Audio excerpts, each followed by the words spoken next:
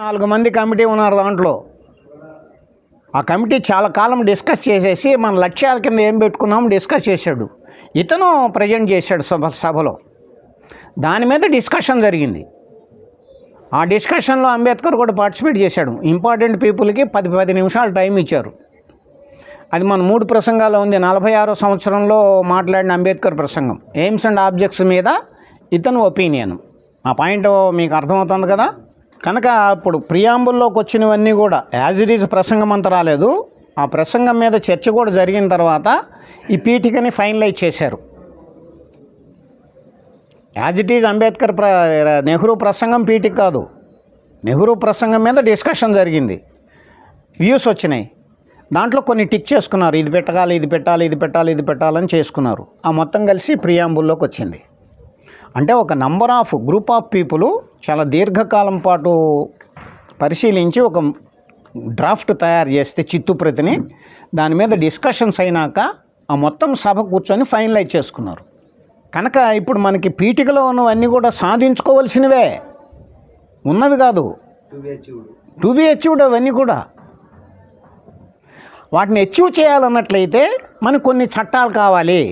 అవి మనకి స్వేచ్ఛా హక్కు చట్టము, ప్రాథమిక హక్కుల కింద ఒక 5 రకాలైనటువంటి హక్కుల్ని ప్రొవైడ్ చేయాలి ప్రాథమిక హక్కుల కింద అన్నారు. ప్రాథమిక హక్కులు ఇస్తే సరిపోద్దన్నాం. లేదు, చాలా టైం టు టైం చెప్పుకోవాల్సినవి ఉంటాయి. కనుక శాసనిక హక్కులు చట్టాలు కొన్ని ఉంటాయి. అధిశాసనం, మూల చట్టం అంటారు దీన్ని. దీనికి లింక్ ఉండి ఆ సీన్లో చేసుకోవాల్సినవి కొన్ని రూల్స్ ఉంటాయి. మళ్ళీ వాటిని చట్టాలు అంటారు, యాక్ట్స్. ఆ యాక్ట్స్ కూడా జనరల్ ఫ్రేమ్లో ఉంటాయి. వాటిని ఆ పర్టికులర్ దగ్గర ఇంప్లిమెంట్ చేయడానికి మళ్ళీ జీవో ఉండాలి. జీవో కూడా కొంత జనరల్ ఉంటుంది. ఆ జనరల్ని ఆ పర్టికులర్ పర్సన్ దగ్గర తీసుకెళ్లాలంటే మళ్ళీ సర్క్యులరు, మెమోస్ ఇవన్నీ వస్తాయి. ఇట్లా మనకి ఆర్డర్స్ యొక్క ప్రోటోకాల్ ఒకటి ఉంటుంది. రాజ్యాంగము సుప్రీం, దాన్ని అనుసరించి యాక్ట్స్ వస్తాయి. కొత్తగా మెజారిటీ ఉంది కదా అనే అధికారంలోంచి ఒక యాక్ట్ చేస్తే రాజ్యాంగంలో ఉన్న ఏ ఆర్టికల్కి కానీ అది కౌంటరీ అయితే ఇది కొట్టుకుపోతుంది, ఇది చెల్లదు. ఇది ఫైనలైజ్ చేయవలసింది ఎవడన్నాడు. మళ్ళీ చట్టం చేసినోడు చేయకూడదు, న్యాయశాఖ చేయాలన్నాడు. అట్టా ఇంటర్ రిలేటెడ్గా ఒక యాంగిల్లో సుప్రీమసీ, ఇంకో యాంగిల్లో డిపెండెన్సీ ఉండేటట్టుగా ట్రయాంగులర్ ఫ్రేమ్ పెట్టారు. భారత రాజ్యాంగంలో ఉన్న గొప్పతనం అది. ఒక పర్టికులర్ ఇష్యూ దగ్గర అతను ఫైనలైజ్ చేసే దగ్గరకు అధికారం ఉంటుంది. మిగతా చాలా ఆస్పెక్ట్స్లో అతను ఇంకొక దాన్ని ఫాలో చేయవలసిన వాడుగా ఉంటాడు. న్యాయశాఖ కూడా రాజ్యాంగానికి లోబడి శాసనాలను అంగీకరించాల్సిందే. కానీ ఈ శాసనం రాజ్యాంగబద్ధమా కాదా నిర్ణయించవలసింది మళ్ళీ న్యాయశాఖే. ఒక దగ్గరికి వచ్చేటప్పుడు ఈ పార్లమెంటు చేసిన దాన్ని రద్దు చేయొచ్చు న్యాయశాఖ, కానీ దాని కొత్త శాసనం చేసే కెపాసిటీ దానికి ఉండదు. శాసనం మళ్ళీ పార్లమెంటు చేయవలసిందే. అట్టా ఇంటర్ డిపెండెన్సీ, ట్రయాంగులర్ ఫ్రేమ్ అంటేనే అర్థము. ముక్కోణాకృతి కలగా మీరు గుంజలు పెట్టారంటే ఏ గుంజ తీసినా మిగతా 2 గుంజలు పడిపోతాయి. ఒక గుంజ మిగతా వాటికి ఆధారంగా ఉంటుంది, మిగతా దాని మీద ఆధారపడి కూడా ఉంటుంది. అలా చేయటం అనేది ఒక అద్భుతమైనటువంటి శ్రమ, అది విజన్. అది మనము రాజ్యాంగంలోకి వెళ్తే మనకు క్రమంగా వస్తాయి. మనకి చట్టాలు కానీ శాసనాలు కానీ 3 రకాల ఫ్రేమ్స్లో ఉంటాయి. కేంద్రము మొత్తము నేషన్కి సంబంధించినటువంటి శాసనాలు చేయగలిగి ఉంటుంది, అంటే కేంద్రం యొక్క అధికారము ఉంటుంది. కొన్ని విషయాల్లో రాష్ట్రాలు స్వయం సంపూర్ణ అధికారం కలిగి ఉంటాయి. ఆ విషయంలో సెంట్రల్ గవర్నమెంట్ ఇన్వాల్వ్ అయ్యేదానికి లేదు.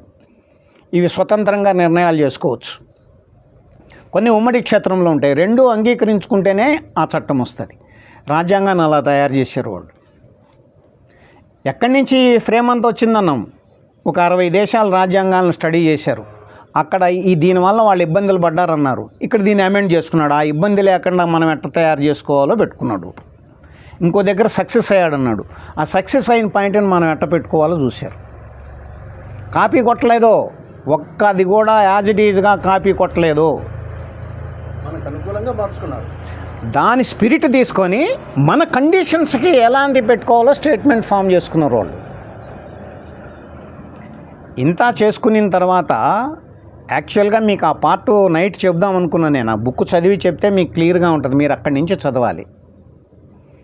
అసలు మనం ఒక స్వతంత్ర రాజ్యాంగం తయారు చేసుకోవాలి, హక్కులు ఎలా ఉండాలి, ఇవి ఎలా ఉండాలి 1913 నుంచి మొదలైంది మన వాళ్ళకి. అక్కడి నుంచి మేధావులు ఆలోచించి ఇట్లా ఉండాలి మాట్లాడుకుంటూ వస్తున్నారు. 1935కి వచ్చేటప్పటికల్లా బ్రిటిష్ గవర్నమెంట్ కూడా యాక్సెప్ట్ చేసింది, మీరు ఒక చట్టం తయారు చేసుకొని ఇండియాకి, ఇక బ్రిటిష్ యాజ్ ఇట్ ఈజ్గా ఇంప్లిమెంట్ అవ్వద్దు, ఇండియాకి మీరు ఒక చట్టం చేసుకోవచ్చు అని చెప్పింది. అది 1935 చట్టం అంటున్నాం మనము. స్వతంత్రం వచ్చిన రోజు ఇది ఇంప్లిమెంట్కి వచ్చే ముందు వరకు 1935 చట్టమే అమలైంది. చూడండి, రాజ్యాంగంలో కూడా దాంట్లో చాలా భాగం తీసుకున్నారు. తర్వాత 22 కమిటీస్ వేశారు. ఆ ఏరియా డేటా ఫీడింగ్కి సంబంధించిన కమిటీ, ఈ ఏరియా డేటాకి సంబంధించిన కమిటీ ఒక నివేదికలు పంపించాలి. వాళ్ళు ఆ ఏరియాకి సంబంధించినంత ఏది మనం పెట్టుకోవాలనేది మొత్తం వాళ్ళు తయారు చేసి ఇవ్వాలి. మీకు ఎక్కువ మందికి తెలియంది అవసరమైంది ఏంటంటే, డ్రాఫ్టింగ్ కమిటీ మిగతా కమిటీలు పనిచేయటం మొదలుపెట్టిన 165 రోజుల తర్వాత డ్రాఫ్టింగ్ కమిటీ వచ్చింది. అసలు బిగినింగ్లో డ్రాఫ్టింగ్ కమిటీ లేదు. 165 రోజులు సమావేశాలు అయిపోయిన తర్వాత అప్పుడు డ్రాఫ్టింగ్ కమిటీ వచ్చింది. అప్పటికే ఆ 22 నివేదికలు వచ్చినాయి వాళ్ళకి. వాళ్ళు ఈ లోపల రాజ్యాంగ నిర్మాణ సభ 5 సార్లు సమావేశమైంది.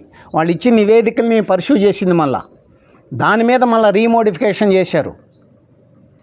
వీటన్నిటినీ తీసుకొని బిఎన్ రావు సొంతగా ఒక డ్రాఫ్ట్ రాశాడు. రాజ్యాంగానికి ఫస్ట్ ప్రతి డ్రాఫ్ట్ వచ్చేసి బిఎన్ రావు రాసింది. 235 అధికరణాలు 8 షెడ్యూల్స్తో ఉంది. అది ఆయన సొంతంగా రాయలా. అది ఆ 22 కమిటీల మెటీరియల్ దగ్గర పెట్టుకున్నాడు. 1935 చట్టాన్ని దగ్గర పెట్టుకున్నాడు. ఇప్పుడు కొత్తగా తయారు చేసేదానికి దీన్ని ఎట్లా తీసుకోవాలో అతను రాశాడు. దాన్ని వీళ్ళు టెక్స్ట్ కింద తీసుకున్నారు. ఏది డ్రాఫ్టింగ్ కమిటీ వాళ్ళు కేవలం దాన్ని యాజ్ ఇట్ ఈజ్గా తీసుకోవాలా. 22 కమిటీలు పెట్టుకున్నారు, ఇది పెట్టుకున్నారు, ఒక 60 రాజ్యాంగాల సమాచారం పెట్టుకున్నారు, ఈ డేటా అంతా పెట్టుకున్నారు. ఫస్ట్ ఈయన తయారు చేసింది 315 అధికరణాలతో 8 షెడ్యూల్తో ఈ డ్రాఫ్టింగ్ కమిటీ వాళ్ళు తయారు చేశారు. ఈ ఆర్డర్లో మనకి సెకండ్ ప్రింట్ అనమాట. అది మీకు అర్థమవుతుందా కనబాయ్? మొట్టమొదటిది బిఎన్ రావు తయారు చేసింది. ఆయన సింగిల్గా ఏం చేయలేదు, ఇవన్నీ దగ్గర పెట్టుకునే చేశాడు. రాజ్యాంగ పరిషత్తు దీని మీద సమావేశం అవుతూ వచ్చింది. ఎప్పటికప్పుడు రాజ్యాంగ పరిషత్ సమావేశమై ఇది ఉండాలా లేదా, కమిటీ ఇచ్చినటువంటి నివేదిక యాజ్ ఇట్ ఈజ్గా ఎక్కించాలా, దాంట్లో ఇది తీసేయండి, దీన్ని ఇది మార్చండి, ఇది పెట్టండి, ఇట్లాగ స్క్రూటినీ చేస్తూనే ఫెయిర్ చేసుకుంటూ వచ్చారు వాళ్ళు. ఇది అందుకనే 3 సంవత్సరాలు పట్టింది. 10 రోజులు తక్కువ 3 సంవత్సరాలు, 2 సంవత్సరాల 11 నెలల 18 రోజులు పట్టింది. 3 సార్లు డ్రాఫ్ట్ మళ్ళా రీరైట్ చేయబడింది. ఫస్ట్ డ్రాఫ్ట్ వచ్చింది, అంబేద్కర్ వాళ్ళు ఇచ్చింది, దాని మీద సభ చర్చ చేసి మళ్ళా కొన్ని సవరణలు పూరణలు చేసింది. ఆ ఫస్ట్ డ్రాఫ్ట్ క్యాన్సిల్ అయిపోయింది. ఈ సవరణల పూరలతో సెకండ్ డ్రాఫ్ట్ వచ్చింది. దీని మీద మళ్ళా డిస్కషన్ జరిగి మళ్ళా రివైజ్డ్ ఫ్రేమ్స్ వచ్చినాయి. ఈ డిస్కషన్ జరిగిన పీరియడ్లోకి వచ్చినప్పుడు సోషల్ రిఫరెన్స్ ఇది ఒపీనియన్ కోసం, పబ్లిక్ హీరింగ్ కోసం వదిలేశారు సొసైటీకి. ఎంతకాలం వదిలేదో తెలుసండి? 8 months, 8 మాసాలు పబ్లిక్ ఒపీనియన్ కోసం వదిలిపెట్టేశారు దీన్ని. మీరు అదంతే. ఇప్పుడు ఎందుకంటే తప్పులు ఎంచడం పనిగా పెట్టుకోకూడదు. అప్పుడైనా సరే ఎంత సొసైటీకి ఇచ్చినా, ఈరోజు సొసైటీకి ఇచ్చినా ఇంటలెక్చువల్స్ గ్రూప్ ఆఫ్ పీపుల్ దాన్ని చూడగలిగిన వాళ్ళే ఒపీనియన్ చెప్తారు. ఎప్పుడు ఏ సొసైటీలో అది ఉంటుంది. అక్షరాస్యుల్ని మీరు 100% చేసినా కానీ ఆ టైపు డెప్త్ ఉండి చూసేవాళ్ళు కొద్దిమందే ఉంటారు. ఎప్పుడు కూడా థియరీటీషియన్స్ ఎప్పుడు కామన్ మ్యాన్ ఉండడు. ఏ సొసైటీలో తీసుకున్నా సరే కొద్దిమంది పీపుల్ బహుకోణాల్లో నుంచి చూసి ఒపీనియన్ చేస్తారు. పబ్లిక్ ఒపీనియన్ అంటే ఎవడు రెస్పాండ్ అవుతాడు వాడనే, వదలటం ఎవడైనా చేయొచ్చని వదిలేం. మీరు ఆ రోజు అంతకంటే మీకు బెటర్ ఏమి లేదు. అసలు పబ్లిక్ ఒపీనియన్ తీసుకోవడం అంటే తలకాయ ఉన్నవాళ్ళు దీని మీద అభిప్రాయాలు చెప్పండి అని అర్థమే. అందరూ నిరక్షరాస్యులే, ఇది అంటే ఏముంది లేకపోతే ఏం లేదని ఇప్పుడు కాన్బాయ్ చెప్పినట్టుగా చెప్పకుండా మనమే తయారు చేసామనుకోండి. అది అలా జరగలా, వదిలేరు. చాలామంది చెప్పారు. ఎంతమంది ఇన్వాల్వ్ అయి ఉన్నారు మీరు చెక్ చేశారా? 7,600 సూచనలు వచ్చినాయి. నా పాయింట్ ఏదైనా సరే మీరు రాజ్యాంగం నిర్మాణ సభలో వాళ్ళు అనుసరించిన విధానంలో తప్పు ఉంది అని చెప్పాలి మీరు. అంతకంటే బెటర్ మీరు చెప్పగలగాలి. బెటర్ చెప్పలేనప్పుడు తప్పు అనకూడదు. ఇక అసలు అది అప్పుడుకున్న దాంట్లో పాజిబుల్ బెటర్ కదా. ఇక అది లేదు. అసలు పాజిబుల్ బెటర్ చేశారా లేదా మీరు చూసుకోకుండా మీ ఆర్గ్యుమెంట్ అంతా కూడా ఒడ్డును కూర్చొని చేసే ఆర్గ్యుమెంట్ అయిపోద్ది అది. అంటే నన్ను అసలు తప్పును కూడా చెప్పనివ్వకుండా మీరు నన్ను లే అంటల్లా తప్పు చెప్పండి. తప్పు చెప్పడం అంటే ఏంటి? ఏమి మనకు సాధారణ సూత్రం మనం ఇద్దరం అంగీకరించాల్సింది ఉంది. మీ భావ ప్రకటన స్వేచ్ఛకు 1% అడ్డు వచ్చినా నేను తప్పు చేసినట్లే. నేను అది చెప్పట్లా. బయాస్డ్గా ఉంటున్నారు ఇంటలెక్చువల్స్, బ్యాలెన్స్డ్గా ఉండని హెచ్చరిక చేస్తున్నాను నేను, అంతే. నా ఇంట్రెస్ట్ బ్యాలెన్స్డ్గా ఉండండి ఇంటలెక్చువల్స్. ఈ రోల్ అంతా ఇంటలెక్చువల్స్దే, కామన్ మ్యాన్ది కాదు. ఇంటలెక్చువల్స్ కనుక బయాస్డ్గా ఉన్నట్లయితే రకరకాల ఆర్గ్యుమెంట్స్ వచ్చేసి మళ్ళా గ్రూపులు తయారవుతూ ఉంటాయి. మేధావే సమస్యకు కారణము, మేధావే పరిష్కారం చేయవలసింది కూడా. ఈరోజు ఉన్న సమస్యలన్నీ సామాన్య మానవుడు చేసిన సమస్యలు కాదు. రాజ్యాంగ నిర్మాణ సభ వీటిని రాజ్యాంగం మీద చర్చలు చేస్తున్నప్పుడు గైర్హాజరైన వాళ్ళు కొంతమంది ఉన్నారు కాబట్టి అందరు ఒపీనియన్ కాదని చెప్పకూడదు మనము. అది రాంగ్ ఫ్రేమ్ కదా. అసలు ఆ ఫ్రేమ్లోంచి మాట్లాడితే ఎప్పటికి తేలుస్తాము దీన్ని? చేసినటువంటి నిర్ణయము ఇప్పుడు మన వివేకానికి సరైనది అనిపిస్తుందా లేదా వరకు మనం చేయగలము. ఇప్పుడు వాళ్ళు ఆ రోజు చేసినటువంటి డిస్కషన్ నుంచి వచ్చిన కంక్లూషను మనకి యాక్సెప్టబుల్గా ఉందా లేదా, ఈరోజు మనం ఒక వివేకవంతమైన ఆలోచన పొరుడి కిందకి ఇది కరెక్ట్గా ఉందా లేదా మాట్లాడగలం మనం. లేదు వాళ్ళు బయాస్డ్గా చేశాడన్న ఎవిడెన్స్ అన్నా ఉందా మనకి? భిన్నాభిప్రాయాలు లేకుండా చర్చే ఉండదండి. రాజ్యాంగ సభలో దాన్ని అంగీకరించిన వాళ్ళు ఉన్నారు, తిరస్కరించిన వాళ్ళు ఉన్నారు, కొత్త ప్రపోజల్ పెట్టిన వాళ్ళు ఉంటారు. మనం ఇప్పుడు చర్చలు చేసినట్టే ఉంటాయి. చివరికి ఎక్కువ మంది అంగీకరించిన దాని దగ్గరికి వెళ్ళిపోయి టిక్ పెట్టేస్తాం మనము.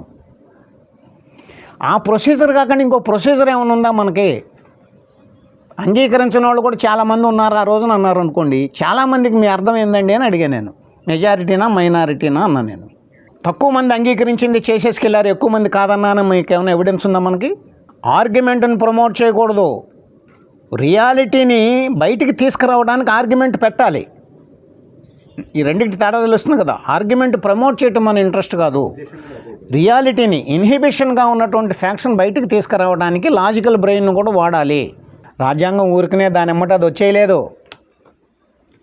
ఎక్కడో ఒక 50-60 సంవత్సరాల నుంచి మనకు సొంత రాజ్యాంగం ఉండాలి, మన భారతదేశం స్వతంత్రం కావాలనేటువంటి విత్తనాలు అప్పుడే మొలిచినాయి. 1857లోనే మొలిచినాయి. వీళ్ళని ఎట్టా ఎలగొట్టాలి ఇక్కడి నుంచని రకరకాల ప్రయత్నాలు, ఫెయిల్యూర్స్ రకరకాలుగా జరిగినాయి అవన్నీ. కనుక మనకు 100 సంవత్సరాల చరిత్ర ఉంది. మన దేశం మనకే ఉండాలి, మన పద్ధతులు మనకే ఉండాలి అనేటువంటిది అక్కడి నుంచి నడుస్తుంది. మనం అంత డీటెయిల్స్లోకి మనం వెళ్ళక్కర్లేదు. కొద్ది దగ్గర నుంచి అసలు రాజ్యాంగం తయారు చేసుకుందాం అనుకున్న దగ్గర నుంచి ఈ రాజ్యాంగంలో ఇప్పుడు ఏదైతే మనకి 22 చాప్టర్స్ కింద ఉంది. ఇప్పుడు మనకి సపరేట్ చేస్తే 26 అవుతున్నాయి అనుకుంటాను. ఇప్పుడు షెడ్యూళ్ళు 12 అయినాయి. మొదట్లో వచ్చేసిన 8, తర్వాత 9 అయినాయి. ఇప్పుడు 12 వరకు వచ్చినాయి షెడ్యూళ్ళు. రాజ్యాంగంలో ఉన్న ఇంకొకటి ఏంటంటే దాదాపు 106 అమెండ్మెంట్స్ జరిగినాయి. రీసెంట్ 106ది కూడా అయిపోయింది. బిల్స్ ఇంకొక 15-20 ఉన్నాయి. అవి కూడా పాస్ అయితే దాదాపు 120-130 అమెండ్మెంట్స్ కింద మారతాయి. అధికరణాల నెంబర్ మారదు ఎప్పుడు కూడా.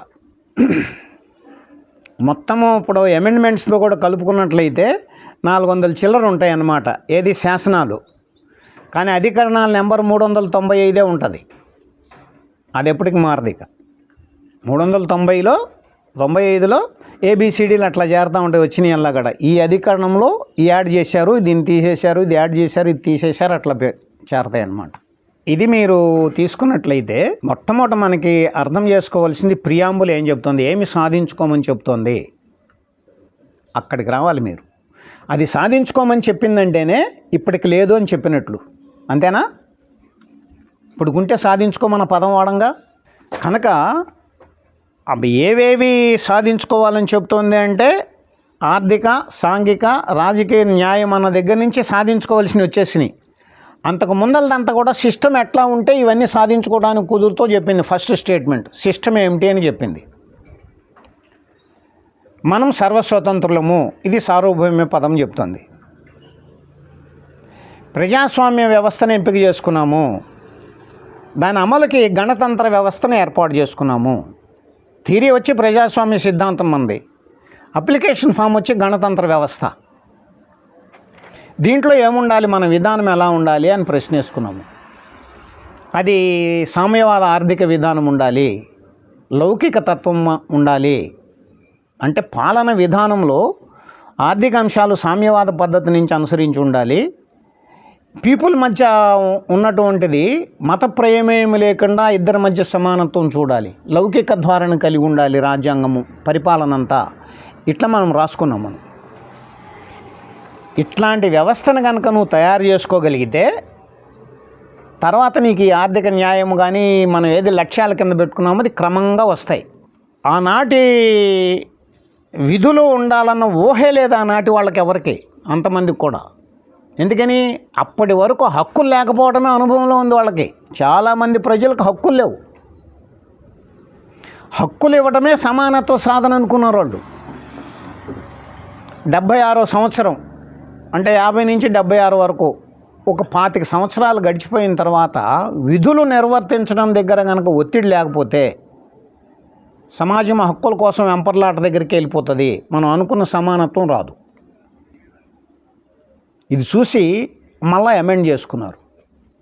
అది లౌకిక తత్వం ఉండాలనేది ఒకటి, సామ్యవాద ఆర్థిక విధానం ఉండాలని ఒకటి, రెండోది దేశం సమైక్యంగానూ అఖండంగా ఉండాలని ఒకటి. ఇవి 42వ రాజ్యాంగ సవరణలో ప్రియాంబుల్లోకి యాడ్ అయినాయి.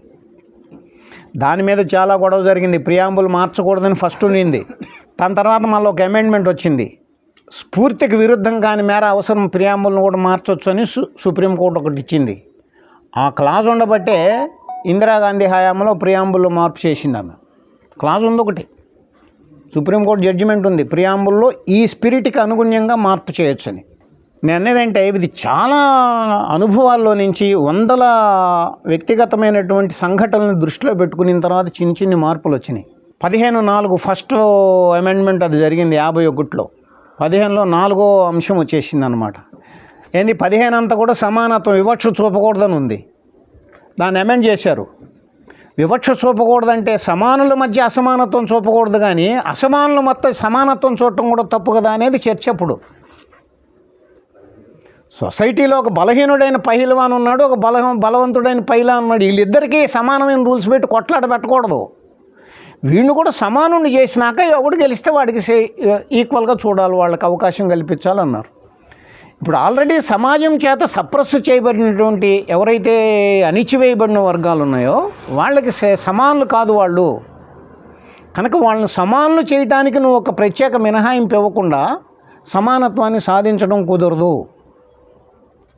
సమానత్వాన్ని సాధించడానికి కొద్ది కాలం అసమానత్వం ఏర్పడాలి అనే సూత్రం అది.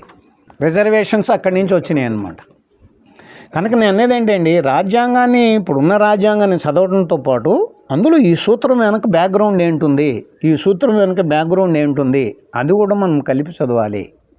మనము అదేమి బానిస వ్యవస్థ, అదే అస్పృశ్యత రద్దు, రెండోది మనుషుల్ని అమ్మకూడదు, కొనకూడదు. ఎందుకు వచ్చినాయి? ఆ రోజు అస్పృశ్యత అనేది ఒక పెద్ద భయంకరమైనటువంటి స్థితి ఇక్కడ నడిచింది. దీనికి ఒక సమానత్వాన్ని సాధించాలి, ప్రియాంబుల్ ప్రకారం చేయాలంటే అస్పృశ్యత అనేది ఉండకూడదనే నేరపూరితమైన శిక్ష కింద చెప్పాలి. అందుకని అస్పృశ్యత రద్దు అనేది ఒక ఆర్టికల్ పెట్టుకున్నాం. మనిషిని వస్తువుగా కొనకూడదు, అమ్మకూడదని పెట్టాం. ఎందుకని? గతంలో బానిస వ్యవస్థ నడిచింది. అది ఉన్నంతకాలం సమానత్వం కుదరదు. సమానత్వం రావాలంటే మనుషులను కొనడం, అమ్మడం ఆపేయాలి. స్టేటస్ సింబల్స్ వచ్చేసినాయి. బిరుదులు ఉండొద్దు అని చెప్పేసి బిరుదులు రద్దు అని పెట్టుకున్నాడు. ఆర్టికల్ 18 వచ్చింది. ఇట్లా అంత క్రితం ఉన్న సమాజంలో సమానత్వానికి వేరుగా ఉన్నటువంటి అంశాలు ఏవైతే ఉన్నాయో వాటన్నిటిని తీసుకొని దీన్ని పోగొడటానికి ఒక చట్టం పెడదాము, అని పెట్టుకుంటూ వెళ్ళారు. బలవంతపు చాకరీ అన్నా, క్రయ విక్రయాలన్నా బానిస వ్యవస్థకి నమూనాలు అవి. కరెక్టేనా? వెట్టి చాకరీ అన్నాము అంటే వాడికి ఏమి హక్కులు ఉండవు, వాడి నుంచి కంపల్సరీ చేయించుకోవాలి, బలవంతంగా చేయించుకుంటాం. వాడు బలవంతంగా లోబడి చేస్తూ ఉంటాడు, లేకపోతే ఆ మాత్రం కూడా బ్రతకనివ్వడు. కనుక ఆర్టికల్ 23 బానిస వ్యవస్థని కానీ వెట్టి చాకరీ కానీ నిషిద్ధము అని చెప్తుందన్నమాట. నేను ఇప్పుడు భారత సమాజము, సనాతన ధర్మం అనేవాళ్ళు ఒకసారి వెనక్కి తిరిగి చూసుకోవాలి. ఈ దేశంలో ఉన్నవే ఉండకూడనివి అవన్నీ వదిలించుకోవాలి. అయిపోయింది, ఇప్పటికైనా వదిలించుకోవాలి. మనుధర్మశాస్త్రాన్ని మీరు మొత్తంగా చూడలేదు. మనుధర్మశాస్త్రంలో పనికిమాలిన అంశాలు ఎలా ఉన్నాయో అద్భుతమైన అంశాలు కూడా ఉన్నాయి. కనుక మనం ఏం చేయాలి? మనుధర్మశాస్త్రం దగ్గరికి మనం పోవద్దు. అక్కడి నుంచి ఇక్కడికి వచ్చేసాం రాజ్యాంగం దగ్గరికి. మనుధర్మశాస్త్రం పారేలా, అందులో పనికొచ్చేది ఇంట్లో పెట్టుకున్నాం. పనికిరాని కూడా యథాతథంగా ఉండాలని ఒక గ్రూప్ ఉన్నారు ఇప్పుడు. అది తప్పు. ఖురాన్లో కూడా పనికొచ్చే అంశాలు చాలా ఉన్నాయి, కానీ అలాగని ఖురాన్ని యాజ్ ఇట్ ఈజ్గా ఇంప్లిమెంట్ చేయాలనకూడదు. భారత రాజ్యాంగాన్ని అమలు చేయాల్సిందే మనము. ఖురానోడైనా మనుధర్మశాస్త్రం ఎత్తిన పెట్టుకున్నోడైనా యాజ్ ఇట్ ఈజ్గా వాటిని ఫాలో చేయడానికి వీల్లేదు. కరెక్టా కాదా? ఏ మత గ్రంథంలో చెప్పినటువంటి ధర్మాలు యాజ్ ఇట్ ఈజ్గా మనం అమలు చేయడానికి వీల్లేదు. కరెక్టా కాదా? భారత రాజ్యాంగమే మీరు 3 మతాలోళ్ళు, మతేతరులు కాని వాళ్ళు కూడా అమలు చేయవలసింది భారత రాజ్యాంగంలో చెప్పిన రూల్స్ రెగ్యులేషన్సే. శిక్షాస్మృతి అంతా కూడా భారత రాజ్యాంగం అంగీకరించిందే.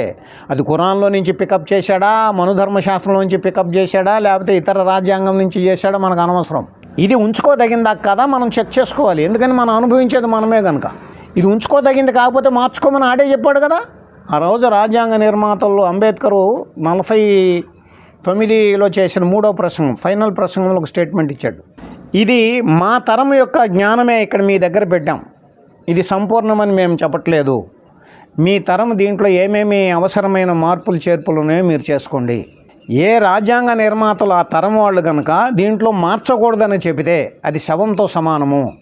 ఈ స్టేట్మెంట్ చేశాడు ఆయన. ఇండైరెక్ట్గా ఏం చేశాడో తెలుసండి, దాని మీనింగ్ ఏంటో తెలుసా? ఆయన అంబేద్కర్ చేశాడు కాదు, రాజ్యాంగ సభ అంగీకరించింది దాన్ని. దాంట్లో రాజ్యాంగ సభలో అతను 11 సంశయాలు వచ్చినాయి రాజ్యాంగ సభ నుంచి మా డ్రాఫ్టింగ్ మీద. 11టికి నేను ఆన్సర్ చేసుకుంటూ వెళ్ళాడు. ప్రధానమైన ఎలిగేషన్స్ ఫైనల్ అయిన తర్వాత వచ్చినాయో వాటికి మళ్ళా మేము ఇదిగో ఆన్సర్స్ ఇవి అని చెప్పాడు అతను. అది మీరు చదవాలి. అప్పుడు మొత్తం పిక్చర్ ఎలాగా ఇది తయారై వచ్చిందనేది మనము కొద్దిగా జాగ్రత్తగా పట్టుకొని చదవాలి. అంటే ఏంటి, మార్పు చేయక్కర్లేదని కనుక ఏ ధర్మశాస్త్ర రచయితలు కానీ చెబితే ఆ ధర్మశాస్త్రం శవప్రాయమైందని చెప్పాడు. దీని అర్థం ఏంటో తెలుసండి, గతంలో మతాల పేరుటున్న ధర్మశాస్త్రాలన్నిటినీ కూడా అవతల పెట్టేసేయండి. అవసరమైన మార్పులు చేర్పులకి మీరు అంగీకరిస్తేనే మీరు సజీవమైనటువంటి దాని దగ్గర ఉన్నట్టు, లేకపోతే శవాల దగ్గర కూర్చొని ఉన్నట్లేని స్టేట్మెంట్ చేశాడు అతను చేశాడు కాదు, రాజ్యాంగ సభ దాన్ని ఓకే చేసింది. మనకి సమాజంలో 2 రకాల వర్షన్స్ ఉన్నాయి. Old is gold. ఈ గ్రూప్ ఒకళ్ళు ఉన్నారా? సనాతనం అనే వాళ్ళంతదే ఓల్డ్ ఈజ్ గోల్డ్. వాళ్ళందరూ కూడా అసాధారణమైన ప్రజ్ఞావంతులు. వాళ్ళు భూత భవిష్యత్ కాలాలు తెలిసిన వాళ్ళు, ఋషులు. వాళ్ళంతా ఓల్డ్ ఈజ్ గోల్డ్. వీళ్ళందరూ కూడా ఇది రీసెంట్గా వచ్చిందా, ఇదేంది, అది గోల్డ్. సెకండ్ గ్రూప్ దీనికి వయసు వరుస అన్నమాట. అదంతా పాత చింతకాయ అదంతా కూడా. ఇది ఫ్రెష్ డెవలప్డ్ కంట్రీ వాళ్ళు, డెవలప్డ్ ఇంటలెక్చువల్స్ తయారు చేసింది ఇది. ఈ 2 వర్షన్స్ నడుస్తుంటే మధ్య మార్గంలో ఉన్నోడు ఒక స్టేట్మెంట్ చెప్పారు. పాతది కనుక మంచిదనో, పాతది కనుక చెడ్డదనో, కొత్తది కనుక వాల్యుబుల్ అనో, కొత్తది కనుక ఈ మధ్య వచ్చిందనో చెప్పడం, ఈ 2 కూడా అన్బ్యాలెన్స్డ్ ఫ్రేమ్స్ అని 3వ చెప్పాడు. మనం దేన్ని పట్టుకున్నాం? అది నా స్టేట్మెంట్. ఎప్పటికప్పుడు అప్పటికి పాత కొత్తల మేలుకైలగా రూపొందించినటువంటి ధర్మశాస్త్రమే మెరుగైందవుతుంది. ఉత్తమమైన ధర్మశాస్త్రం ఇప్పటికి పుట్టలేదు, భవిష్యత్తులో కూడా పుట్టదు. ఉత్తమమైన ధర్మశాస్త్రం పుట్టింది అంటే అర్థం ఏంటో తెలుసండి, దాంట్లో ఇంకా కలపక్కర్లేదు, తీసేయక్కర్లేదని. నీకు అర్థమవుతుందా ఫ్రేము? అది ఇప్పటికి లేదు, భవిష్యత్తులో కూడా ఉండదు. ఎప్పటికప్పటికి ఆ తరంలో బ్యాలెన్స్గా ఉన్నవాళ్ళు చేసింది మంచిదవుతుంది. అది కూడా పాత కొత్తల మేలు కలయిక రూపంలో ఉంటుంది. కానీ రాబోయే తరం వాళ్ళు దీంట్లో ఉంచుకోవాల్సినవి కొన్ని ఉంటాయి, వదులుకోవాల్సినవి కొన్ని కూడా ఉంటాయి. ఎప్పటికప్పుడు సమీక్ష ఉండాలి, రీఫైన్ అవుతూ పోవలసిందే తప్ప పర్మనెంట్ ఫిక్స్డ్ ఎటర్నల్ అనేటువంటిది ధర్మశాస్త్రం ఉండకూడదు. ఏ మాస్టర్ కరెక్టేనా? మన అనుభవం అదే చెప్తుంది. అందరి అనుభవాలు ప్రాక్టికల్గా హిస్టరీ చూసినట్లయితే, హ్యూమన్ డెవలప్మెంట్ హిస్టరీ కనుక చూసినట్లయితే ఎప్పటికప్పుడు మార్పులు వస్తూనే వచ్చినాయి. ఆ నెత్తి మీద పెట్టుకున్నాడు కూడా అందులో చెప్పిన అన్నీ ఆచరించడాడు. మనుధర్మశాస్త్రం ప్రమాణం మాకని చెప్పినటువంటి వాడు మనుధర్మశాస్త్రంలో ఉన్నటువంటి అంకచండాలను కూడా తీసుకుంటున్నాడా అని అడిగాం. ఈ మధ్య ఒక గ్రూప్ ఆఫ్ పీపుల్ మనుధర్మశాస్త్రం తప్పు కాదనే వాళ్ళు బాగా డెవలప్ అయినారు. వాళ్ళు ఏం చేస్తున్నారు? మరి అంకచండాలని ఏం చేస్తామని మనం అడిగామనుకోండి, అసలు మనువు రాసింది కాదు ఇది, ఎవడో ఇరికిచ్చినాయి అని పెడుతున్నారు. ప్రక్షిప్తాలు అవి ఎవడో మనువు పేరున తాను తన మురికినంత దానికి ఎక్కించాడు ప్రామాణ బుద్ధిని కల్పించడం కోసము. నిజంగా మనువు రాయలేదన్నాడు. ఏమేమి రాయలేదో తీసేవయ్యా అని అడిగా నేను. హేతువార్లు అడగట్లా, నువ్వు తప్పు చెబుతున్నావు, అవన్నీ మనువు రాసినాయి అని కొట్లాడుతున్నారు. మేము సత్యాన్వేషణ మనం కొట్లాడతలా. ఆ పాయింట్ మీకు అర్థమైందా? ఏమేమి మనువు రాసినవి కాదో తీమన్నాం. మనం ఏమేమి దుర్మార్గాలు అంటున్నావు అవన్నీ ఆడే తీసేశాడు. ఆ మిగతా అన్ని మనం రాజ్యాంగంలో ఉన్నాయి కదా, మనుధర్మశాస్త్రం ఎందుకు తీసుకొచ్చామని అడిగాను నేను. రాజ్యాంగంలో లేని దాంట్లో ఉంటే కదా కలుపుకోవాలా? ఆల్రెడీ రాజ్యాంగంలో నీకు మనుధర్మశాస్త్రంలో ఉన్న మంచి భాగంలో లేని ఏమైనా ఉంటే చెప్తే పాత మేలుగా తెచ్చుకుందాం మనము. మీరు లాజికల్ ఆర్గ్యుమెంట్, బ్యాలెన్స్డ్ ఆర్గ్యుమెంట్ చేయాలంటే ఏ ఫ్రేమ్ తీసుకోవాలో మీ ముందర పెడుతున్నా నేను. ఆడే రుజువు చేయాలి. మనుధర్మశాస్త్రం ప్రమాణం అన్నాడు, ఏదో చెప్పాయి, అందులో ఏమేమి ప్రక్షిప్తాలో చెప్పి ఏమి అసలైందో నువ్వు చెప్పు. అవి ఇప్పుడు మనకు అవసరమా కాదా నువ్వు చెప్పు. మీరు ఆర్గ్యుమెంట్ ఫ్రేమ్ని మీరు నాలెడ్జ్ బేస్డ్గా మీరు స్టార్ట్ చేయాలి. రుజువు చేసే బాధ్యత ఆడిదే, ఖండించే పని మీరు పెట్టుకోవద్దు. రుజువు చేయన్నా, రుజువు చేస్తే సత్యం అని తేలితే తీసుకుందాం, ఏమైంది? సత్యం తీసుకుంటాను, మనకి ఇబ్బంది ఏముంది? ఇప్పుడు ఎక్కడికి పోయిందంటేనండి, ఒక విశ్వాసి వాళ్ళు గురువు చెప్పిందో పుస్తకం చెప్పిందో బండగా కళ్ళు మూసుకొని ఫాలో చేయటం అని మనం అర్థం చేసుకోగలం. ఒక హేతుబద్ధ యోచనాపరుడు వాళ్ళ గురువు గారు చెప్పింది బండగా నెత్తినేసుకుంటూ అర్థం చేసుకోలేము మనం. మీరు స్వయంగా చదవండి, మీకు సొంత తలకాయ కావాలి. మనం బిగిన్ చేసింది ఎక్కడ? ఉద్యమ క్షేత్రాల్లో ఉన్నటువంటి వాడు స్వతంత్ర ఆలోచన పరుడై ఉండాలి, వాడే చదవాలి, ఇంకొక ప్రమాణాన్ని అంగీకరించకూడదు.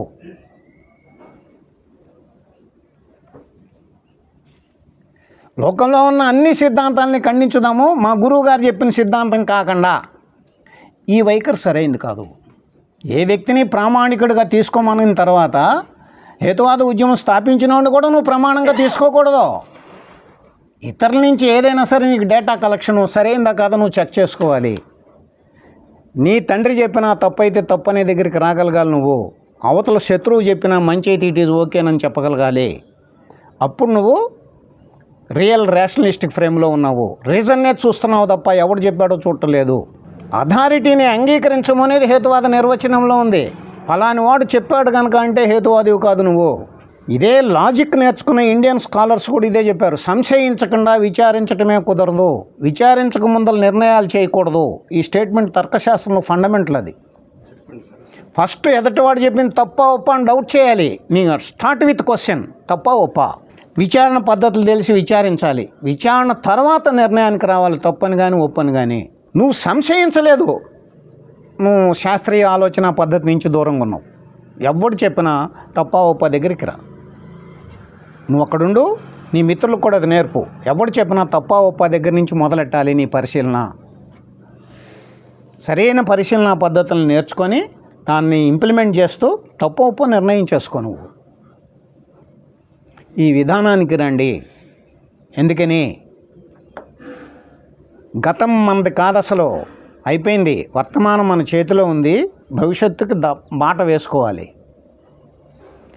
నువ్వు ఏ దగ్గర ఉన్నప్పటికి కానీ ఇది తప్ప రెండో మార్గం లేదు. అంతేనండి? గతం మన చేతిలో లేదు, భవిష్యత్తు ఇంకా మన చేతిలోకి రాలేదు, వర్తమానం మన చేతిలో ఉంది. భవిష్యత్తుకి దారి వేసుకోవడానికి కావాల్సిన నాలెడ్జ్ గతం నుంచి వచ్చింది మనకి.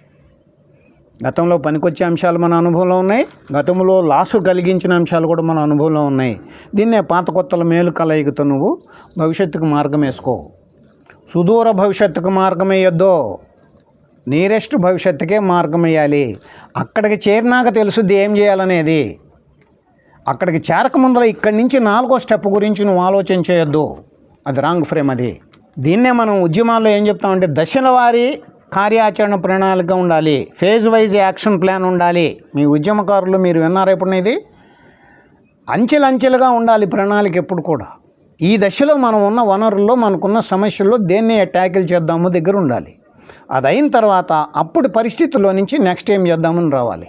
ఇది గనక విడిచిపెట్టినట్లయితే సంస్కరణోద్యమాలు సక్సెస్ఫుల్గా నడచవు.